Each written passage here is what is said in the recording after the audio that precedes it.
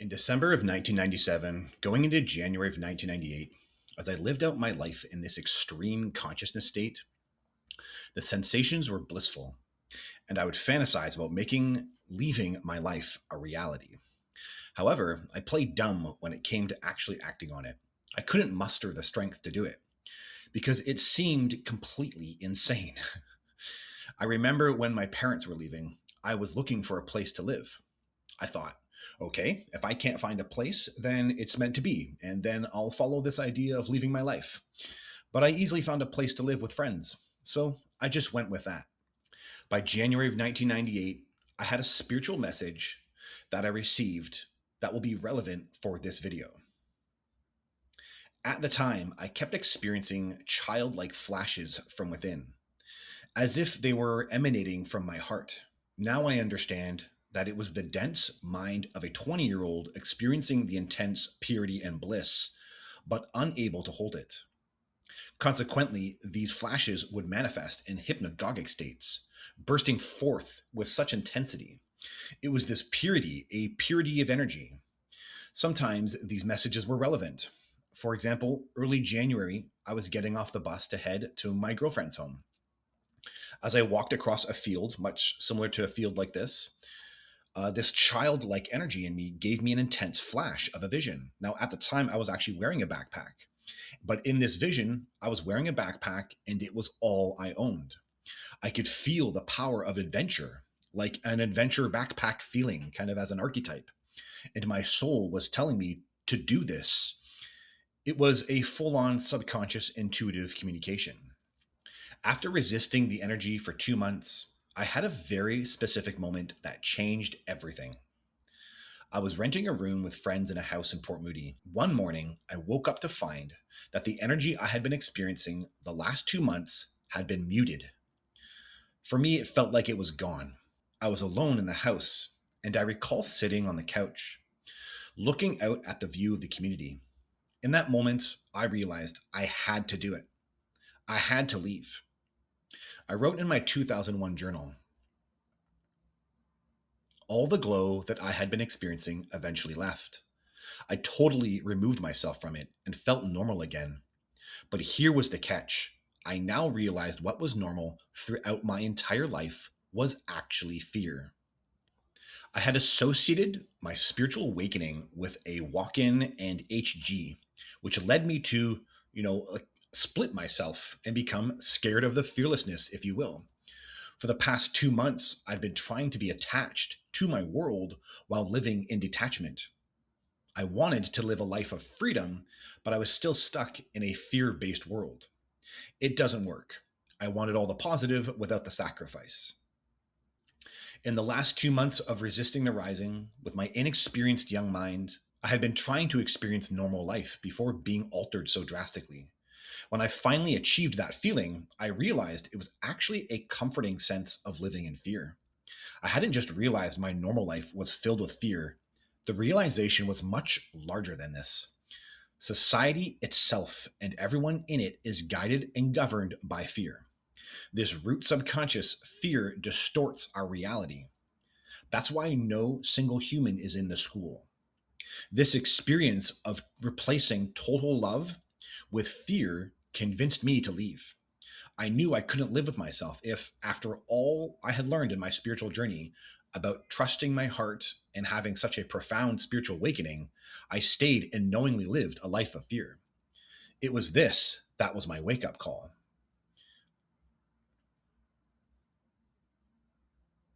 I wrote in my journal, I finally decided that I had to muster the strength and leave. I was coming to spring break in school and figured that would be the best time to get ready to go. I decided that on Saturday, the 21st of February, I would leave. So a week before, on the 14th, I started to tell everyone I was leaving. The first step I did was sell my collection of 150 CDs. All my friends were astonished. Then I gave away all my music equipment. Now I was committing to leaving my life.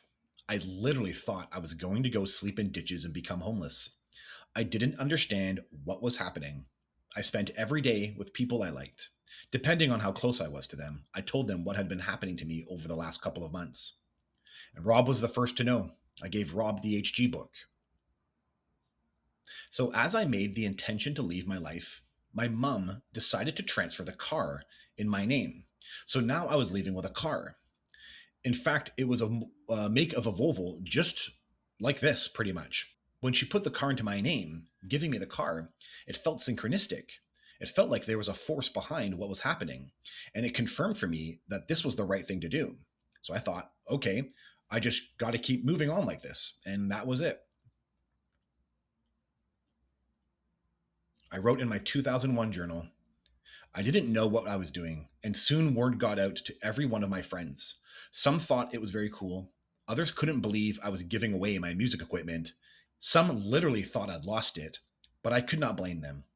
The last night I spent with close friends, and then the very next morning, very early, I left. So I left. I can't recall exactly what was said, but some people told me that Vancouver Island was the place to go if I was going to go traveling. So that's what I decided. This here is Coquitlam, where I grew up. This here is Vancouver, and this here is Vancouver Island.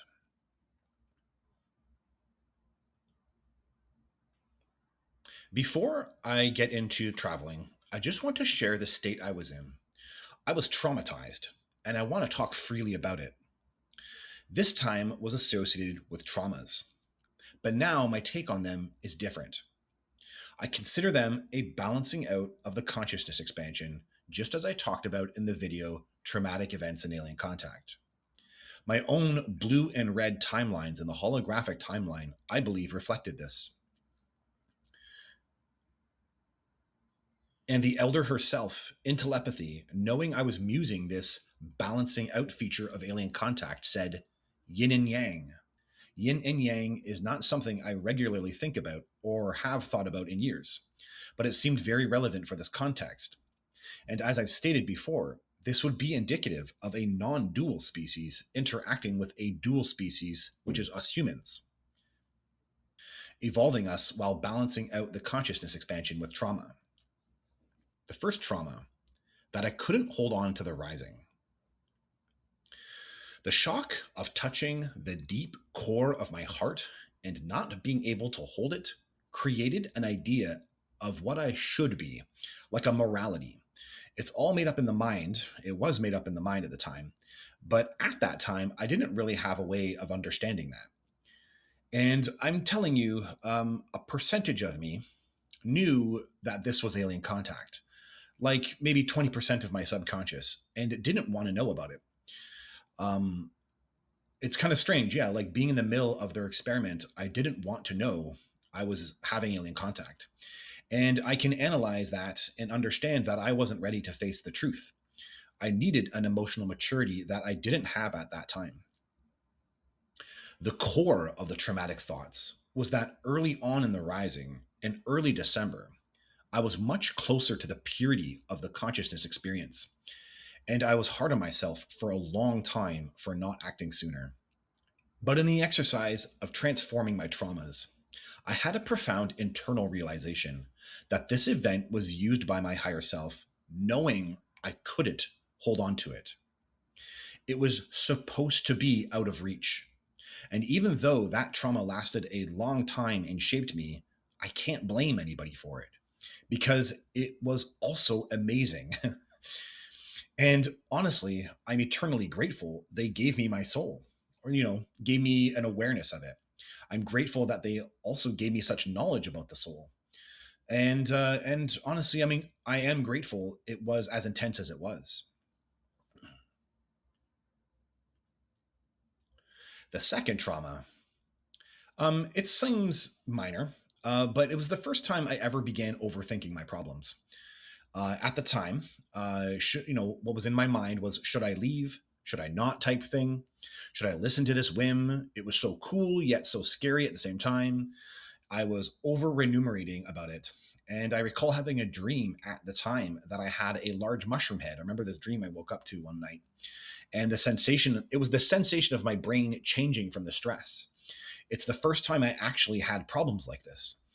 Deeply personal, so unrelatable to others, private, yet concerning, out of my control, shocking, and disturbing. yet enticing. So when you start experiencing extreme difficulties and you watch it change you at this young age, it's scary. And all these years later, I'm grateful for the challenge that it wasn't easy, actually. It's kind of, it built me actually how easy it wasn't. And, it just had me overly concerned. It was an amazing challenge, but I hope this fight going on with me is obvious that I was cautious not to just listen to the HG message. But yes, regardless of overthinking it, I followed my heart and eventually did the right thing. The third trauma. I had a girlfriend at the time and knew I shouldn't be with her. So I wasn't connecting with the girlfriend I had at the time, but was continuing to feel isolated in my spiritual experiences. So therefore, I was projecting the fear of that increasing isolation by keeping my girlfriend. I was experiencing something profound within during the rising, and I didn't want to be alone in it. And that was not what I wanted. I wasn't seeking isolation, right? And that extreme isolation was coming upon me, and I was holding on to this beautiful, friendly, cute, sweet woman. And it just didn't work, though. Her vibe didn't work, and she had a fundamental vibration my soul didn't want, hence trying to make it work. But I can't blame me or anyone. I was young. It was very, very natural to seek female companionship, and I always tried to be respectful of her. But this residual breakup feelings leading to eventually isolating uh, myself even further from traveling lingered in me for a while afterwards. Feeling like I lost out on a relationship had me feeling like it was that much more traumatic or intense of an ego death. So there was a sensation that this breakup actually added more to the intensity of the isolation. The fourth trauma. My life growing up in Coquitlam was beautiful. Coquitlam is picturesque. Lush mountain valleys, snow capped mountains, beautiful scenery, close to the ocean, clean lakes.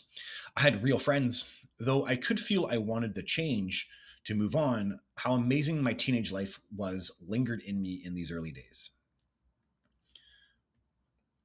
The fifth trauma, sexual confusion. So when you raise your energy, your kundalini, your private area has reduced blood flow, and you notice it. And I didn't really understand what was going on. I thought it had something to do with a walk in at the time. I thought it would mean I would never be able to enjoy or join with another woman ever again. Again, it was much more moral for me at the time than it actually turned out to be. I thought this was supposed to be for the rest of my life. But with this trauma, even when my memories came out, I blamed the aliens for this confusion. It was a moral imprint that lasted a long time and was the impetus for the celibacy during my travels. When it comes to being grateful, the reality is it's a consequence of the consciousness experience being so extreme, and I can't, separate that. So I'm grateful something that extreme occurred, and I'll never have that type of confusion ever again. The sixth trauma, that I repressed the rising for 2 months. Now, you can't bottle up awareness, but you can form new neural pathways in your brain around it. It was so extreme. It shocked me to my core, like beyond the play of life, like traumatic. It was a death, and it has the excitement and amazement of my soul and all the excitement of my higher self, and then it is ripped from me by my own confusion. It really is the screaming feeling that everything we had been working on, me and the aliens, the amazement, the white room, how amazing and beautiful everything was, and I shut it down, all gone in an instant, because it told me to leave and abandon my life in this weird context. Now, it wasn't really in an instant, but it did have the sense of extreme, extreme, extreme, and then I just really didn't know how to hold it, and then I just had fear eventually over top of it. I could blame the aliens for this repression, for the confusion of enlightenment and the higher self being paired with HG. But again, the core of the traumatic thoughts was that early on in the rising in early December, I was much closer to the purity of it. And I was hard on myself for a long time for not acting sooner. I made a connection in my mind that had I had that energy purity, While traveling, I could have been better guided by my intuition while, you know, trying to face what to do and try to face the purposelessness of that traveling. I had a what if in my head for such a long time. So when I was confused with my purpose while traveling, this lingered in me that I that had I left earlier, specifically January 1st, instead of finding an apartment to live in and not repressing the rising, I would have been better aligned with its purpose. The story behind that thought is the hardship of that first year and how purposeless I felt. It's really easy to accept that I repressed the rising because it was so foreign and so fast upon me out of nowhere, and the synchronicities made it extremely real. I do feel anybody else in my scenario would have definitely acted the same and possibly not have even left their life at all. So, the reason I'm holding on to it presently is that I intuitively know the traveling period would have worked out differently had I left earlier. But I had an untrained mind. It was a game, it was a play, and my oversoul holds on to nothing about it. The seventh trauma. I felt guilty for so long. The guilt and shame I had from the rising would haunt me for a long time, all around the idea that I couldn't hold on to the experience, yet it was obvious I was supposed to have held on to it in some way. The questions that lingered in me for a long time were, why me? What was I supposed to have done? What was I supposed to do now? Right? It's an intensity that I couldn't hold. I couldn't be the transformation that I was supposed to be. And now I was traveling and it didn't make any sense. It's weird how in the contact events, I feel the alien's detachment and my own higher self as well. Yet here I was individually believing I should have had guilt. I forgive myself for feeling guilty because it actually roots itself in something quite honorable, an admission that I'm not worthy. It was incredibly hard for my ego to balance. So there are three things that I am grateful for around that guilt. That I valued the rising enough to feel guilty for it. That I had an experience like the rising to feel guilty about. And that I was now traveling and having the adventure of a lifetime.